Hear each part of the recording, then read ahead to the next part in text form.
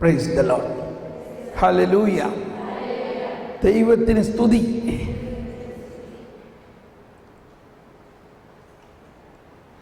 എനിക്കുള്ളതെല്ലാം നിനക്കുള്ളതാണ്. നമ്മൾ വീണ്ടും കുറച്ചുകൂടി ജ്ഞാനത്തിൻ്റെ മാഹാത്മ്യത്തെക്കുറിച്ച് കുറച്ചുകൂടി നമ്മൾ ചിന്തിക്കുകയാണ്. ജ്ഞാനത്തിൻ്റെ മാഹാത്മ്യം, ജ്ഞാനത്തെക്കുറിച്ച് അറിയുകയും അത് വലിയ നിധിയാണെന്നും അത് അക്ഷയമാണെന്നും അതിൻ്റെ പ്രവർത്തനങ്ങളെല്ലാം കുറച്ചൊന്ന് കൂടി മനസ്സിലാക്കിയാൽ നമുക്ക് കുറേയും കൂടി വലിയ അനുഗ്രഹമായിരിക്കും അത്. ഓക്കെ, നമുക്ക് ജ്ഞാനത്തിൻ്റെ പുസ്തകം തന്നെ തുറക്കാം. ജ്ഞാനത്തിൻ്റെ പുസ്തകം 7-ാം അധ്യായത്തിൽ, അപ്പോൾ 7-ാം അധ്യായത്തിൻ്റെ ആരംഭത്തിൽ പറയുന്നത് ഒന്നിതാണ്. സോളമൻ 6-ാം അധ്യായത്തിൽ പറഞ്ഞു, ഞാനിതെല്ലാം നിങ്ങൾക്ക് പറഞ്ഞു തരാം. മനസ്സിലായോ? ജ്ഞാനത്തെക്കുറിച്ച് ഞാൻ നിങ്ങളെ പഠിപ്പിക്കാം. അപ്പോൾ അതാണ് ജ്ഞാനത്തിൻ്റെ മറ്റൊരു വിശേഷത.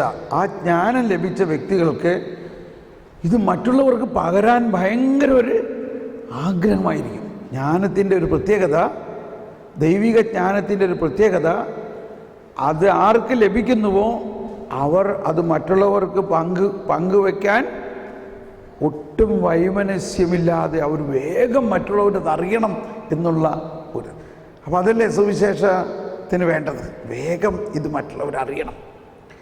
അത് ജ്ഞാനത്തിൻ്റെ ഒരു പ്രവർത്തനമാണ്. ദൈവിക ജ്ഞാനത്തിൻ്റെ പ്രവർത്തനം, ദൈവിക ജ്ഞാനത്തിൻ്റെ പ്രവർത്തനം.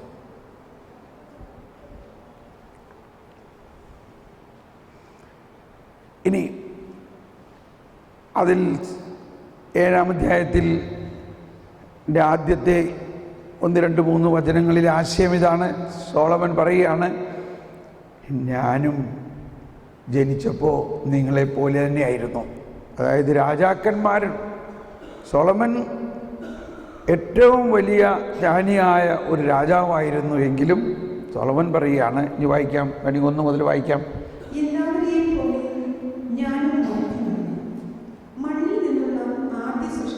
പിൻഗാമി, മാതൃഗർഭത്തിൽ ഞാൻ ഉരുവായി, ദാമ്പത്യത്തിൻ്റെ ആനന്ദത്തിൽ പുരുഷ ബീജത്തിൽ നിന്ന് ജീവൻ ലഭിച്ചു. 10 മാസം കൊണ്ട് അമ്മയുടെ രക്തത്താൽ പുഷ്ടി പ്രാപിച്ചു. ജനിച്ചപ്പോൾ ഞാനും മറ്റുള്ളവർ ശ്വസിക്കുന്ന വായു തന്നെ ശ്വസിച്ചു. എല്ലാവരും പിറന്ന ഭൂമിയിൽ ഞാനും പിറന്നു വീണു. എൻ്റെ ആദ്യ ശബ്ദം എല്ലാവരുടെയും പോലെ കരച്ചിലായിരുന്നു. പിള്ളക്കച്ചയിൽ ശ്രദ്ധാപൂർവം ഞാൻ പരിചരിക്കപ്പെട്ടു. രാജാക്കന്മാരുടെ ജീവിതാരംഭം ഇങ്ങനെ തന്നെ. എല്ലാ മനുഷ്യരും ഒന്നുപോലെയാണ് ജീവിതത്തിലേക്ക് വരുന്നത്. എല്ലാവർക്കും ജീവിതപാഠം ഒന്ന് തന്നെ, ജീവിത കവാടം ഒന്ന് തന്നെ, കടന്നു പോകുന്നതും അങ്ങനെ തന്നെ. ഞാൻ പ്രാർത്ഥിച്ചു, എനിക്ക് വിവേകം ലഭിച്ചു. ഞാൻ ദൈവത്തെ വിളിച്ചപേക്ഷിച്ചു, ജ്ഞാനചൈതന്യം എനിക്ക് ലഭിച്ചു. ഓക്കെ, നിർത്തും കണ്ടോ? ഇതിൽ പറയുന്നത്, ഇപ്പം നേരത്തെ സിസ്റ്റർ ഒരു സാക്ഷ്യത്തിൽ പറഞ്ഞല്ലോ, നമ്മൾ വിചാരിച്ചിരിക്കുന്നത് ഈ ജ്ഞാനം എന്ന് പറയുന്നത് വലിയ സയൻറ്റിസ്റ്റുമാർക്കും വലിയ വലിയ ആളുകൾക്കൊക്കെ ഉള്ളതാണ്. നമുക്കിതിനൊന്നും അർഹതയില്ല എന്നുള്ളതാണ്. പക്ഷേ ഏറ്റവും വലിയ ജ്ഞാനിയായ സോളമൻ പറയുന്നത് എന്താ? ഞാനും ജനിച്ചപ്പോൾ നിങ്ങളെപ്പോലെയൊക്കെ തന്നെയാണ് ജനിച്ചത്. സാധാരണ മനുഷ്യനായിട്ട് തന്നെയാണ് ഞാനും ജനിച്ചത്.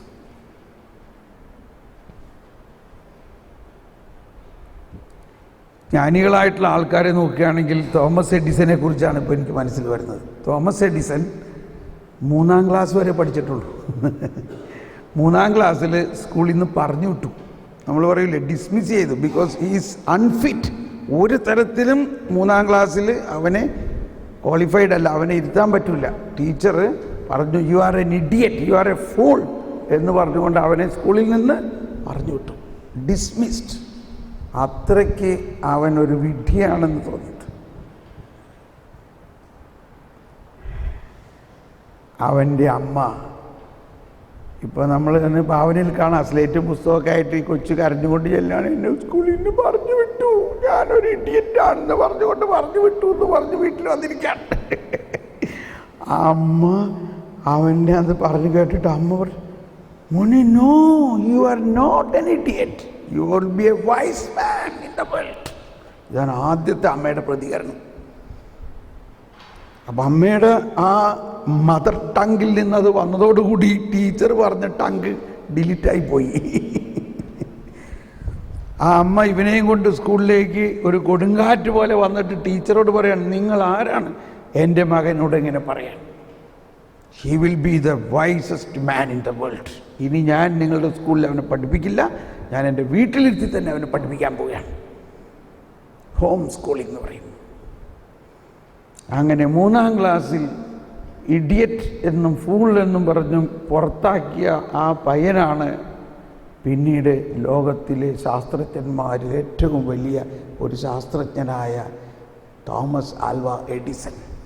അദ്ദേഹത്തോടൊപ്പം പ്രവർത്തിക്കാനും അദ്ദേഹത്തിൻ്റെ ജീവിതത്തെക്കുറിച്ച് റിസർച്ച് നടത്തിയ നെപ്പോളിയൻ ഹിൽ എന്ന അമേരിക്കൻ ഫിലോസഫർ, അമേരിക്കയിലെ 500ഓളം ഏറ്റവും പ്രശസ്തരായ വ്യക്തികൾ, തോമസ് എഡിസൺ, ഹെൻറി ഫോർഡും ഇതേമാതിരി ഒരു 3ാം ക്ലാസ്സുകാരനായിരുന്നു. വെറും 3ാം ക്ലാസ്സേ പഠിച്ചിട്ടുള്ളൂ.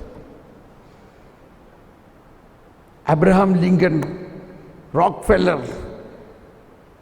ആൻഡ്രൂ കാർണഗി, ഇങ്ങനെയുള്ള പ്രശസ്തരായ 500ൽ പരം വലിയ ജ്ഞാനികളായ വ്യക്തികളുടെ ജീവിതത്തെ ഒരു പഠിച്ചിട്ട് നെപ്പോളിയൻ ഹിൽ എഴുതിയിരിക്കുന്ന ഒരു പുസ്തകമാണ് ലോ ഓഫ് സക്സസ്. അത് ലൈബ്രറിയിൽ ഇല്ലെങ്കിൽ വാങ്ങണത് നല്ലതാണ്. ലോ ഓഫ് സക്സസ്, അല്ലെങ്കിൽ ചെറിയൊരു പുസ്തകമുണ്ട്, തിങ്ക് ആൻഡ് ഗ്രോ റിച്ച്.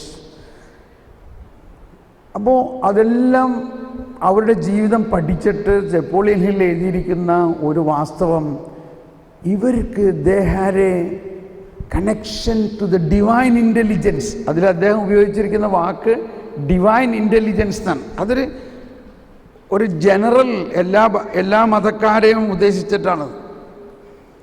നമുക്കറിയാമല്ലോ എന്താണ് ഈ ഡിവൈൻ ഇൻ്റലിജൻസ് എന്ന് പറഞ്ഞാൽ. ഡിവൈൻ ഇൻ്റലിജൻസ് എന്ന് പറഞ്ഞാൽ ദൈവത്തിൻ്റെ ജ്ഞാനം.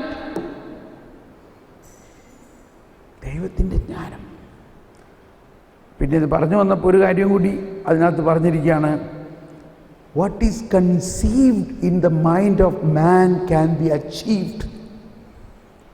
അതായത് നമ്മൾ ഈ ഡിവൈൻ ഇൻ്റലിജൻസിലൂടെ നീങ്ങുമ്പോൾ നമ്മളുടെ മനസ്സിൻ്റെ ആ കൺസീവിങ് പവർ അങ്ങ് എക്സ്പാൻഡ് ആവുകയാണ്.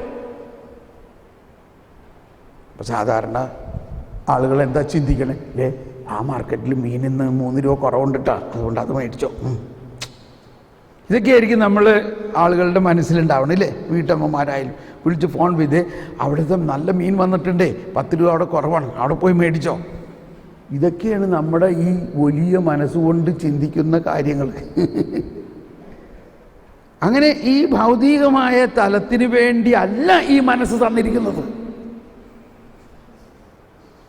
ദൈവം തന്നിരിക്കുന്ന നമ്മുടെ മനസ്സ് ഈ മണ്ണാങ്കട്ടയെക്കുറിച്ച് ചിന്തിക്കാൻ വേണ്ടി അല്ല. എന്ന് പറഞ്ഞാൽ ഇവിടുത്തെ ലൗകികമായ കാര്യങ്ങളെക്കുറിച്ച് ചിന്തിക്കാനല്ല, അതിനേക്കാൾ വലിയ ഒരു കപ്പാസിറ്റി ഉണ്ടെന്നുള്ളതാണ്.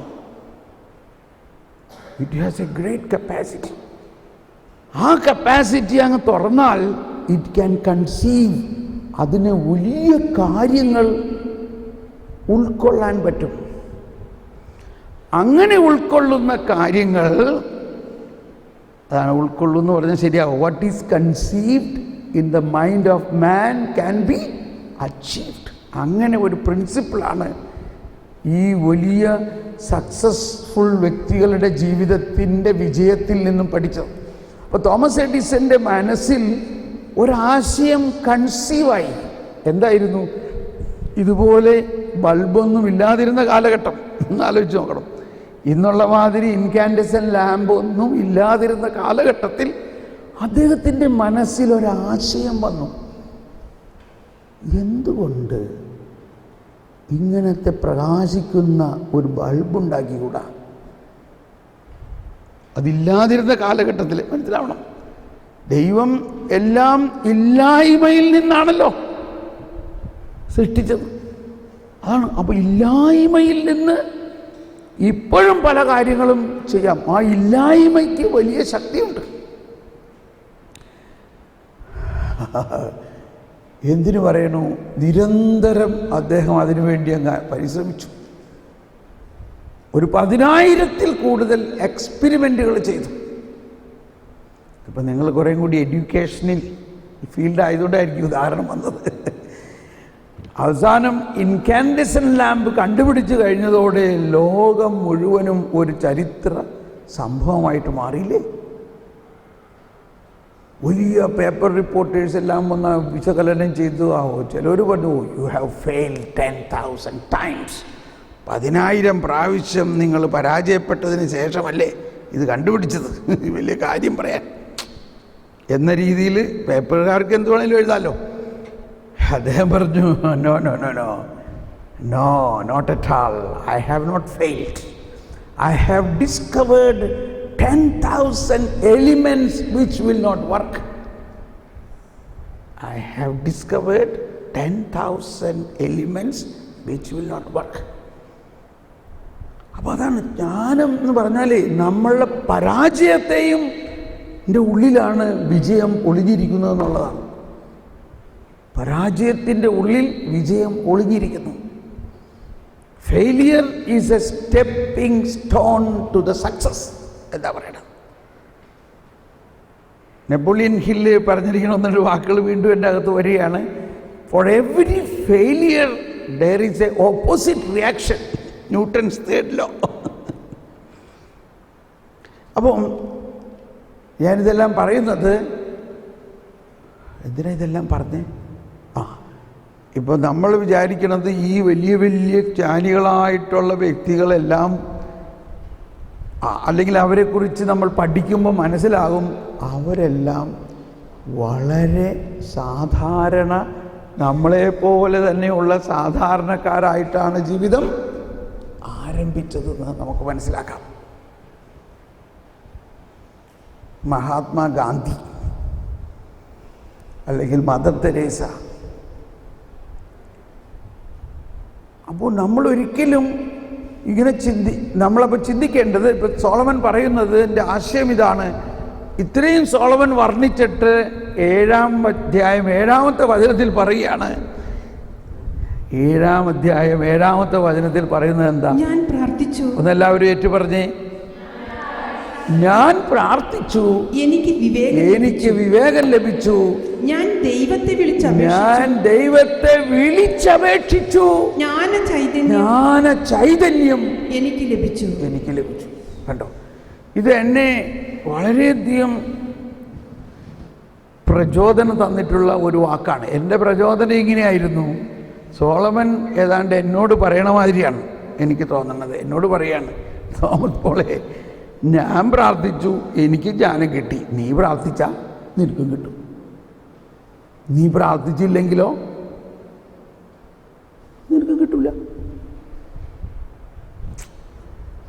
ഇപ്പം സാധാരണ നമ്മുടെ എല്ലാം, ഇപ്പം നിങ്ങൾ ശുശ്രൂഷ ചെയ്യുന്ന മേഖലയിൽ ഹോം വിസിറ്റിന് അവർക്ക് എന്തെല്ലാം പ്രശ്നങ്ങളുള്ള ആൾക്കാരോട് ചോദിച്ചാൽ ആദ്യം അവരോട് ചോദിക്കണം, പ്രശ്നങ്ങളുടെ പരിഹാരമൊക്കെ പറയണയ്ക്ക് മുമ്പ് നിങ്ങൾ എത്ര സമയം പ്രാർത്ഥിക്കും? നിങ്ങൾ അത്ഭുതപ്പെടും. സാധാരണ മനുഷ്യർ ഒരു 5 മിനിറ്റ് പോലും പ്രാർത്ഥിക്കുന്നില്ല എന്നുള്ളതാണ്. Not even 5 minutes. Not even 5 minutes. ഇപ്പം നല്ല മൊബൈൽ ഫോണായിരിക്കും, അത് ചാർജ് ചെയ്യാണ്ട് പ്രവർത്തിക്കുമോ? ഇതാണ് ഇന്നത്തെ ലോകത്തിൻ്റെ അവസ്ഥ. ഒരു 5 മിനിറ്റ് പോലും പ്രാർത്ഥിക്കുന്നില്ല. ആ സാഹചര്യത്തിലാണ് നമ്മൾ 2-3 മണിക്കൂർ പ്രാർത്ഥിക്കണമെന്ന് പറയുന്നത്. ഞാൻ സാധാരണഗതിയിൽ 3 മണിക്കൂർ പ്രാർത്ഥിക്കുന്നുണ്ട്. അതിൽ കൂടുതൽ സമയം ജ്ഞാനത്തിന് വേണ്ടിയുള്ള പ്രാർത്ഥനയാണ്. അങ്ങനെ 1-2 മണിക്കൂർ പ്രാർത്ഥിച്ചിരിക്കുമ്പോൾ എന്നിലേക്ക് ഇങ്ങനെ ഒരു ആശയം എൻ്റെ ഉള്ളിലിങ്ങനെ ഉദിക്കും. ഒരു വചനത്തിൻ്റെ ഒരു ഉൾക്കാഴ്ച ഇങ്ങനെ പൊളിഞ്ഞ് ഇങ്ങനെ അങ്ങ് വികസിച്ച് വരും. അപ്പോഴാണ് അതാണല്ലേ അതിൻ്റെ അർത്ഥം എന്ന് മനസ്സിലാവുന്നത്. ചിലപ്പോൾ എൻ്റെ ഭാര്യ അടുത്ത് ഇതെന്ത് പറ്റിയത്, ഭാര്യ കേൾക്കുന്നുണ്ട്, ഇതെന്ത് പറ്റി, വല്ലത് കുഴപ്പമില്ലതുണ്ടോ എന്ന് ചോദിക്കും. ഞാൻ പറഞ്ഞു കുഴപ്പമൊന്നുമില്ല, ഇങ്ങനെ ഒരു ആശയം. അപ്പോൾ അങ്ങനെ നമ്മൾ ഓക്കെ. അപ്പോൾ സാധാരണ വലിയ നമ്മുടെ സമൂഹത്തിലെ ആളുകൾക്കും നമുക്കും ഒക്കെ തന്നെ ഒരു കംപ്ലൈൻറ്റ് തന്നെ, സമയമില്ല പ്രാർത്ഥിക്കാൻ, പ്രാർത്ഥിക്കാൻ സമയമില്ല എന്നുള്ളതാണ്. പക്ഷേ മദർ തെരേസയ്ക്ക് സമയമുണ്ടായിരുന്നു. അപ്പോൾ മദർ തെരേസയെ വിശുദ്ധയായിട്ട് പ്രഖ്യാപിച്ചു. എല്ലാവരും ഭയങ്കരമായിട്ട് മദറിനെ പുകഴ്ത്തി പറഞ്ഞു, വളരെ നല്ലതാണ്. പക്ഷെ എന്താണ് അതിൻ്റെ എല്ലാം കാരണം എന്നുള്ളത് അധികം ആൾക്കാരൊന്നും പറഞ്ഞിട്ടില്ല. എങ്ങനെയാണ് മദർ ഈ ഒരു തലത്തിലേക്ക് ഉയരാൻ സാധിച്ചത്? എങ്ങനെയാ? മദർ വെളുപ്പിനെ 2-3 മണിക്കൂർ ചാപ്പലിൽ ആദ്യം കാണുന്നത് ആ പ്രാർത്ഥന എന്ന് പറഞ്ഞാൽ ശരിക്കും നമ്മൾ നൽകിയ കോണ്ടംപ്ലേഷൻ ഉണ്ടല്ലോ, ഇത് ഡീപ്പ് കോണ്ടംപ്ലേഷനാണ്. Deep contemplation. ലയിച്ചങ്ങിരിക്കും. എനിക്കുള്ളതെല്ലാം നിനക്കുള്ളതാണെന്നുള്ളത് ശരിക്കും. അപ്പോൾ മദറിൻ്റെ ഏതോ ഒരു സ്ഥലത്ത് ഞാൻ വായിച്ചിട്ടുണ്ട്, മദർ പറയാണ്, അങ്ങ് എൻ്റെ ആത്മാവും ഈശോയുമായിട്ടങ്ങ് ലയിച്ച് കഴിഞ്ഞാൽ പിന്നെ പ്രാർത്ഥന ഇല്ല, പിന്നെ അവിടെ പ്രാർത്ഥന ഇല്ല. അതാണ് അങ്ങനെ ഒരു സ്റ്റേജ്. അത് പറയുമ്പോൾ സൂക്ഷിക്കണം എന്നുള്ളൂ. പ്രാർത്ഥന ഇല്ല എന്ന് പറഞ്ഞാൽ നമ്മളൊന്നും ആഗ്രഹിക്കണ്ട, ദൈവത്തിൻ്റെ സമ്പന്നത മുഴുവനും നമ്മളിലേക്ക് ഒഴുക്കാൻ വേണ്ടി ദാഹിക്കുന്ന ഒരു പിതാവ്, എനിക്കുള്ളതെല്ലാം നിനക്കുള്ളതാണ്, അങ്ങനത്തെ ഒരു പ്രാർത്ഥന. അതാണ്.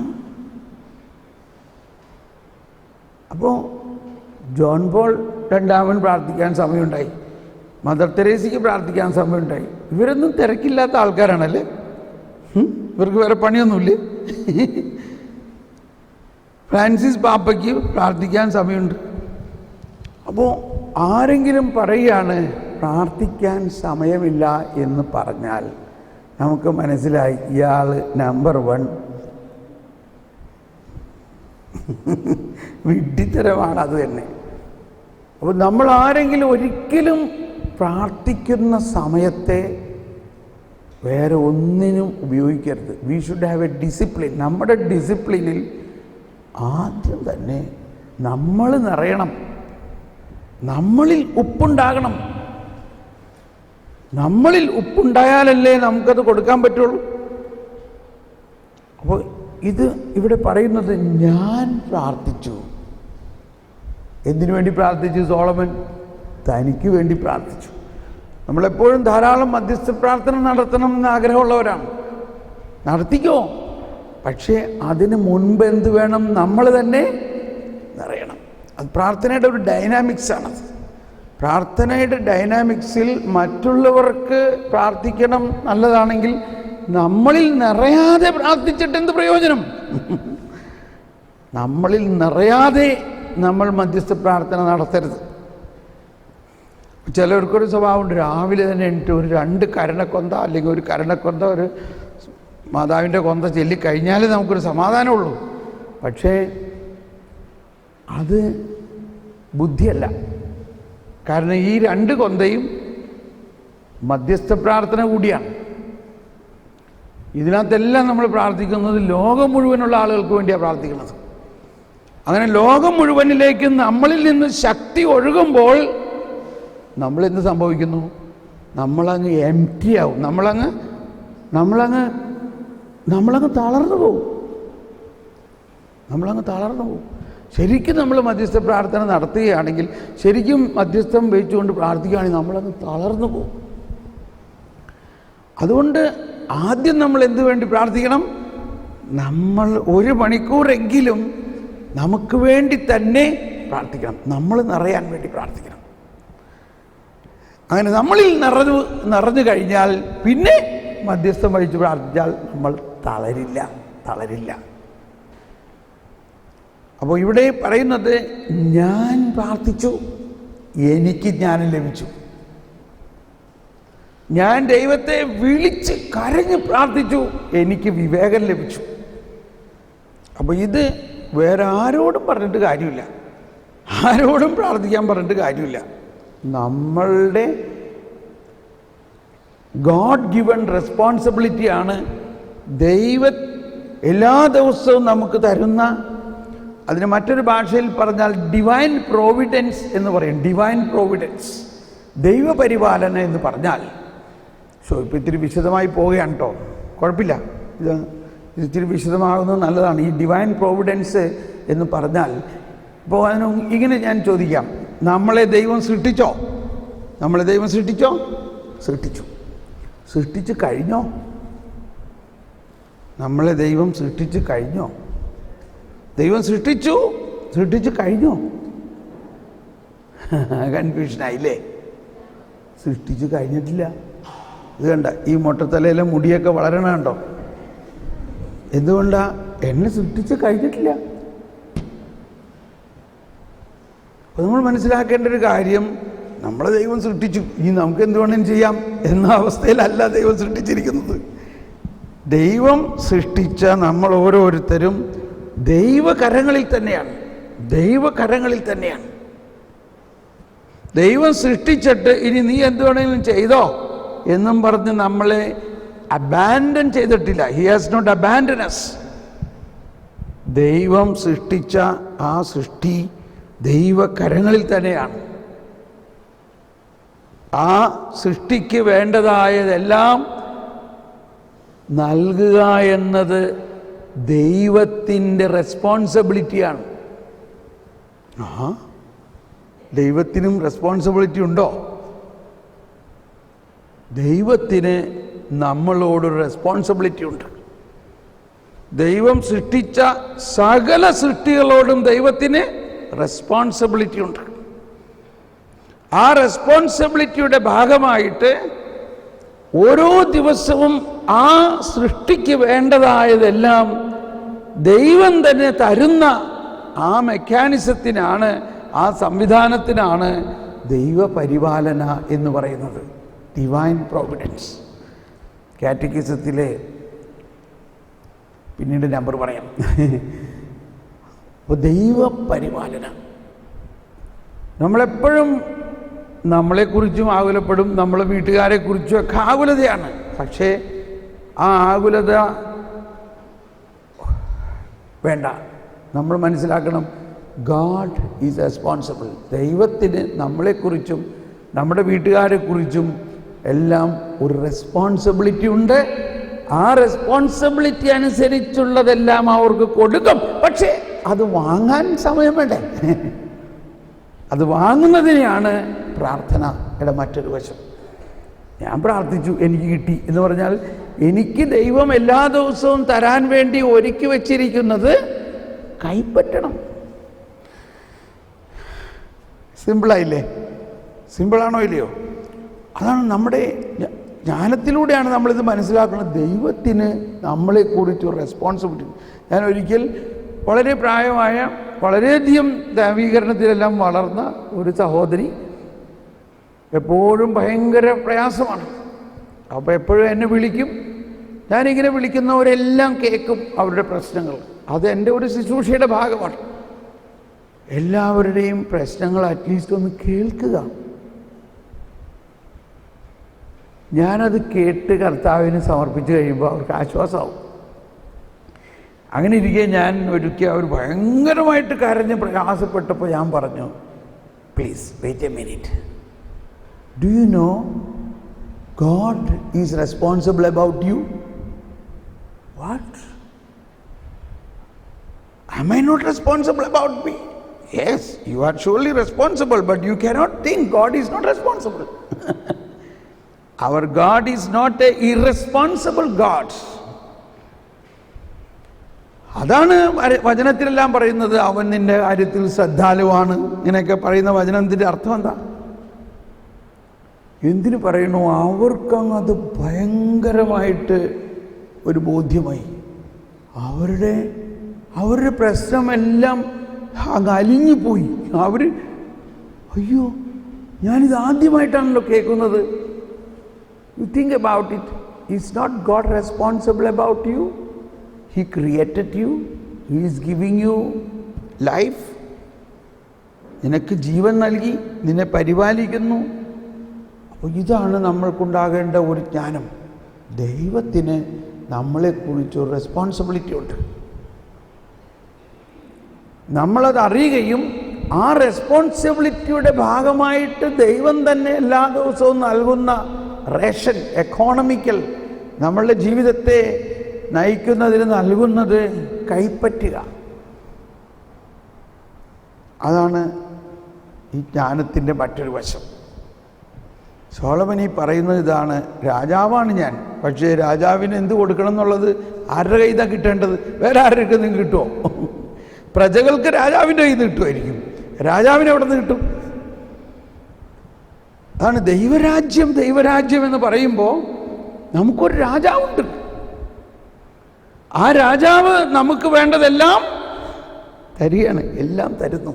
He is responsible about us. Sorry, ഇതിത്തിരി വിശദമായി പോയി, എന്നാലും എനിക്ക് തോന്നുന്നത് വലിയൊരു ആശയമാണിത്. അപ്പോൾ സോളമൻ്റെ ആ ബോധ്യം ഇതിൽ പറയുകയാണ്: ഞാൻ പ്രാർത്ഥിച്ചു, എനിക്ക് ജ്ഞാനം ലഭിച്ചു. ഞാൻ ദൈവത്തെ വിളിച്ചപേക്ഷിച്ചു, എനിക്ക് ജ്ഞാന ചൈതന്യം അല്ലെങ്കിൽ വിവേകം ലഭിച്ചു. ഇനി അടുത്ത 4 അല്ലെങ്കിൽ 5, 6 വചനങ്ങളിൽ പറയുന്നത് ഈ ജ്ഞാനത്തിന് ഒരു പ്രിയോറിറ്റി ഉണ്ടാകണം. പ്രിയോറിറ്റി എന്താണ്, അതിൻ്റെ വില എന്ന് മനസ്സിലാകണം. അങ്ങനെയാണ് ജ്ഞാനത്തിൻ്റെ വേറൊരു വശം. ഇപ്പം നമ്മളതും പ്രാർത്ഥനയിൽ തന്നെ, ഇപ്പം നമ്മൾ ആരെങ്കിലും ഇവിടെ പറഞ്ഞു, നിങ്ങൾ 1 മണിക്കൂർ ഒന്ന് ഞങ്ങളുടെ ആരാധനാലയത്തിൽ വന്ന് പ്രാർത്ഥിക്കാൻ വരാമോ? ഇപ്പം നമ്മൾ പലപ്പോഴും നിത്യാരാധന നടത്തുമ്പോൾ ആൾക്കാരെയൊക്കെ അന്വേഷിച്ച് കുറച്ച് നേരം ഒന്ന് വന്നിട്ട് പ്രാർത്ഥിക്കാമോ? നമുക്കതിൻ്റെ സ്ലോട്ട് കംപ്ലീറ്റ് ആക്കാൻ 24 മണിക്കൂറും പ്രാർത്ഥിക്കണം. നമ്മൾ ആരെങ്കിലും വിളിച്ചാൽ അവരുടനെ പറയും, ഉടനെ എന്ത് പറയും അവർ? നോക്കട്ടെ, സമയമുണ്ടെങ്കിൽ വരാം. അല്ലെങ്കിൽ പറയും, ഓ ഭയങ്കര ജോലി തിരക്കാണേ, അതെല്ലാം കഴിഞ്ഞിട്ട് ബാക്കി സമയമുണ്ടെങ്കിൽ വരാം. ഇപ്പോൾ ഫസ്റ്റ് പ്രിയോറിറ്റി കൊടുത്തോ?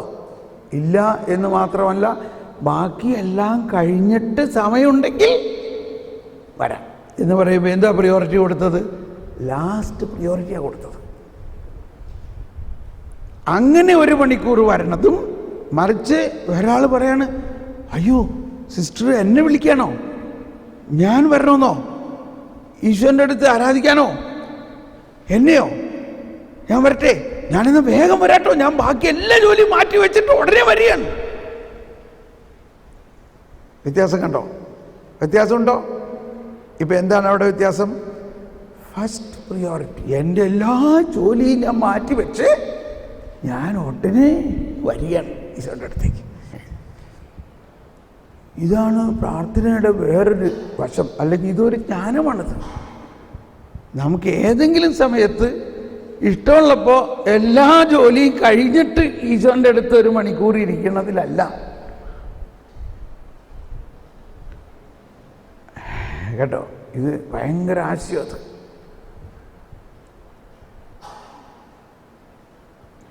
ഇനി ഇതുപോലെ തന്നെ ഒരു ആശയമാണ് ഇവിടെ പറയുന്നത്. എന്താ? ഇനി വായിച്ചോ. ചെങ്കോലിലും സിംഹാസനത്തിലും അവളെ ഞാൻ വിലമതിച്ചു.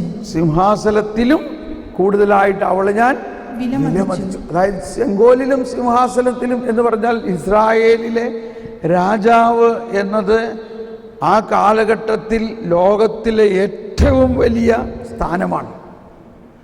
ലോകത്തിൽ ഏറ്റവും വലിയ ഒരു ഓഫീസാണ് ഇസ്രായേലിലെ രാജാവ്. അത് ദൈവത്താൽ തന്നെ അഭിഷേകം ചെയ്തിട്ടുള്ള. എന്നാൽ സോളമൻ പറയാണ്, ആ സ്ഥാനത്തേക്കാൾ കൂടുതലായി ഞാൻ ജ്ഞാനത്തെ വിലമതിച്ചു. നമുക്കിത് ഉൾക്കൊള്ളാൻ പറ്റുന്നുണ്ടോ? ചെങ്കോലിലും എൻ്റെ സിംഹാസനത്തിലും വലുതായി ഞാൻ ജ്ഞാനത്തെ വിലമതിച്ചു. അതാണ് നമ്മളതിനൊരു വാല്യൂ കണക്കാക്കണം. What is this wisdom? ഇനി അടുത്ത വചനം വായിക്കുക. അവളോട് തുലനം ചെയ്യുമ്പോൾ ധനം നിസ്സാരമെന്ന് ഞാൻ അവളോട് തുലനം ചെയ്യുമ്പോൾ ധനം നിസ്സാരമാണ്. മനുഷ്യർ ഇന്ന് നമ്മൾ ഓരോന്നിനും വാല്യൂ കൊടുക്കുന്നത് ധനത്തിന്റെ കണക്കിലല്ലേ? എന്നാൽ അതെല്ലാം നിസ്സാരമാണ് അവളോട് തുലനം ചെയ്യുമ്പോൾ. അടുത്തത് അനർഘരത്നവും അവൾക്ക് തുല്യമല്ലെന്ന് ഞാൻ കണ്ടു, ഞാൻ മനസ്സിലാക്കി. അവളുടെ മുമ്പിൽ സ്വർണം മണൽത്തരി മാത്രം, വെള്ളിയോ കളിമണ്ണും. വായിച്ചോളൂ, മനസ്സിലാവുന്നുണ്ട്. ആരോഗ്യത്തെയും സൗന്ദര്യത്തെയും അവളെ ഞാൻ സ്നേഹിച്ചു. പ്രകാശത്തെക്കാൾ കാമ്യമായി അവളെ ഞാൻ വരിച്ചു. അവളുടെ കാന്തി ഒരിക്കലും ക്ഷയിക്കുകയില്ല. അവളോടൊത്ത് എല്ലാ നന്മകളും എണ്ണമറ്റ ധനവും എനിക്ക് ലഭിച്ചു. അവയിലെല്ലാം ഞാൻ സന്തോഷിച്ചു. ജ്ഞാനമാണ് അവയെ നയിക്കുന്നത്. കേട്ടോ, നിർത്തട്ടെ. ഇത് ഒരു പ്രൈമറി സ്റ്റേജേ ഇപ്പോഴും ആയിട്ടുള്ളൂ ജ്ഞാനത്തെക്കുറിച്ചുള്ള. അപ്പോൾ ഇങ്ങനെയുള്ള വിലമതിപ്പുള്ള അതിനുവേണ്ടി സോളമൻ പ്രാർത്ഥിച്ചു. അതെല്ലാം കിട്ടി, അതോടൊപ്പം സകലതും കിട്ടി. ജ്ഞാനമാണ് ഇവയെല്ലാം നയിക്കുന്നതെന്ന് മനസ്സിലായി. ഇനി അടുത്ത് ഒരു സെക്കൻഡറി, ഒരു ഹൈസ്കൂൾ അല്ലെങ്കിൽ ഒരു ഹയർ ലെവൽ പോയിന്റാണ് അടുത്ത വചനം പറയുന്നത്. എങ്കിലും അവളാണ് ഇവയുടെ എല്ലാം ജനനി എന്ന് ഞാൻ ഗ്രഹിച്ചില്ല.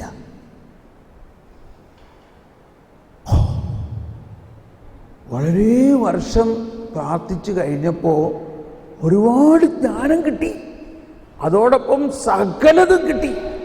അപ്പോൾ നമ്മൾ ഇത്രയും പ്രാർത്ഥനത്തിൻ്റെ പശ്ചാത്തലത്തിൽ എനിക്ക് വളരെ സന്തോഷമായി നിങ്ങളുടെ സാക്ഷ്യത്തിൽ ആ ജ്ഞാനത്തിൻ്റെ ആവശ്യകത നിങ്ങൾ ശരിക്കും മനസ്സിലാക്കി. പക്ഷേ ഇപ്പം ഈ മനസ്സിലാക്കിയതിൽ നമ്മൾ മനസ്സിലാക്കിയതും ഞാൻ നിങ്ങളെ മനസ്സിലാക്കിച്ചതും ഈ ജ്ഞാനം കിട്ടുകയാണെങ്കിൽ അതുപയോഗിച്ച് നമുക്ക് കാര്യങ്ങളെല്ലാം ചെയ്യാമെന്നാണ്, അല്ലേ? അതൊരു പ്രൈമറി സ്റ്റേജ് മാത്രമാണ്. പക്ഷേ അടുത്ത സ്റ്റേജ് എന്താ? പിന്നെയാണ് എനിക്ക് മനസ്സിലായത് അവളാണ് ഇതിൻ്റെ എല്ലാം ജനനി എന്ന് പറഞ്ഞാൽ എന്താ? ഒരു പേനയുണ്ട് നമ്മളെ പേന. അവളാണ് ഇതിൻ്റെ എല്ലാം ജനനി എന്ന് പറഞ്ഞാൽ അതിൻ്റെ അർത്ഥം എന്താ? അതിൻ്റെ അർത്ഥം ഇവിടെ നിൽക്ക്, ജസ്റ്റ് സ്റ്റാൻഡ് ഹിയർ. ഈ ജ്ഞാനത്തിൻ്റെ കയ്യിലെ ഒരു പേന പോലെ നമ്മളായാൽ മതി. അവളാണ് ഇതിൻ്റെ ജനനി. അതായത് നമ്മൾ ജ്ഞാനം കിട്ടിയാൽ നമ്മൾ ജ്ഞാനം ഉപയോഗിച്ച് കാര്യങ്ങൾ ചെയ്യുക എന്നതിലപ്പുറം ജ്ഞാനം കിട്ടിയാൽ ജ്ഞാനം നമ്മളെ ഉപയോഗിച്ച് കാര്യങ്ങൾ ചെയ്യുന്നു. അതാണ് സ്റ്റാൻഡേർഡ്. മനസ്സിലായോ? മനസ്സിലായില്ലേ? വേറൊരു ഇമേജ് പോട്ടർ ആൻഡ് ക്ലേ എന്നുള്ളത് നമ്മൾക്കറിയാം, ഇല്ലേ? പോട്ടർ ആൻഡ് ക്ലേ അല്ലെങ്കിൽ കളിമണ്ണും കുശവനും. ജ്ഞാനമാണ് കുശവൻ, ജ്ഞാനമാണ് ശില്പി. പിന്നീട് നമുക്ക് കാണാം പല സ്ഥലത്തും പറയും ജ്ഞാനമാണ് അതിൻ്റെ ശില്പി. ജ്ഞാനമാണ് ശില്പി. ഈ പ്രപഞ്ചം മുഴുവനും സൃഷ്ടിച്ചതിൽ ദൈവത്തോടൊപ്പം പ്രവർത്തിച്ച ഏറ്റവും വലിയ ശില്പി ആരാ? ജ്ഞാനമാണ്. ജ്ഞാനത്താൽ അങ്ങവയെ സൃഷ്ടിച്ചു ഭൂമി. സങ്കീർത്തനം 104:24. സങ്കീർത്തനം 104:24. ജ്ഞാനത്താലാണ് ദൈവം ഇതെല്ലാം സൃഷ്ടിച്ചത്. അപ്പൊ ആ ജ്ഞാനമെന്ന ശില്പിയാണ്. അപ്പൊ ഈ ജ്ഞാനമെന്ന ശില്പിയാകുന്ന ആ കുശവന്റെ കയ്യിൽ നമ്മൾ കളിമണ്ണ് പോലെ ആയാൽ മതി. നമ്മൾ കളിമണ്ണ് പോലെ ആയാൽ മതി. ഈ ജ്ഞാനമാകുന്ന ശില്പി നമ്മളെ ഉപയോഗിച്ച് മനോഹരമായ ഒബ്ജക്റ്റുകൾ ഉണ്ടാക്കും. ക്രിയേറ്റിവിറ്റി അതാണ്. അത് കുറേ നാൾ ജ്ഞാനത്തിന് വേണ്ടി പ്രാർത്ഥിച്ച് കഴിയുമ്പോഴേ ഇത് സാധാരണ മനസ്സിലാവുള്ളൂ. അപ്പം 7:12 വളരെ ഇമ്പോർട്ടൻ്റ് ആണ്. ഒന്ന് വായിച്ച് 7:12 ഒന്നും കൂടി എല്ലാവരും. അവയിലെല്ലാം ഞാൻ സന്തോഷിച്ചു. ജ്ഞാനമാണ് അവയെ നയിക്കുന്നത്. എങ്കിലും അവളാണ് അവയുടെ ജനനി എന്ന് ഞാൻ ഗ്രഹിച്ചില്ല. സോളമന്റെ ഒരു കൺഫെഷൻ പോലെയാണ്. എനിക്ക് അന്നത് മനസ്സിലായില്ല. ജനനി എന്ന് പറഞ്ഞാൽ mother. She is the mother of everything. അപ്പോൾ അത് വെച്ച് നോക്കുമ്പോണ്ടല്ലോ നമ്മൾ കംപ്ലീറ്റ് ഒരു അഴിച്ചുപണി ചെയ്യണം. നമ്മുടെ ജീവിതം കംപ്ലീറ്റ് അഴിച്ചുപണി. നമ്മുടെ പ്രാർത്ഥനയിലും നമ്മുടെ വീക്ഷണങ്ങളിലും നമ്മുടെ പ്രവർത്തനങ്ങളെല്ലാത്തിലും ഒരു അഴിച്ചുപണി ആവശ്യമാണ്. നമ്മളല്ല പ്രവർത്തിക്കുന്നത്, നമ്മളെ ഉപയോഗിച്ച് ജ്ഞാനം പ്രവർത്തിക്കണം. നമ്മൾ ആ ജ്ഞാനത്തിൻ്റെ കയ്യിൽ ഒരു ഉപകരണമായാൽ മതി. ഇപ്പം നോക്കിയാൽ നിങ്ങളൊന്ന് നോക്ക്. ഞാൻ ഈ 5 ദിവസവും ധ്യാനിപ്പിക്കാവുന്ന സമയത്ത് എൻ്റെ കയ്യിൽ ഒരു നോട്ടീസോ ഒരു കടലാസോ ഒരു സ്ക്രിപ്റ്റ് ഇല്ല, ഒരു പേപ്പറില്ല. I have nothing in my hand.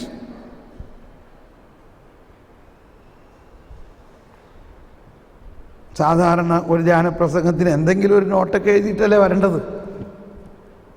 പക്ഷെ എൻ്റെ കയ്യിൽ അതില്ല.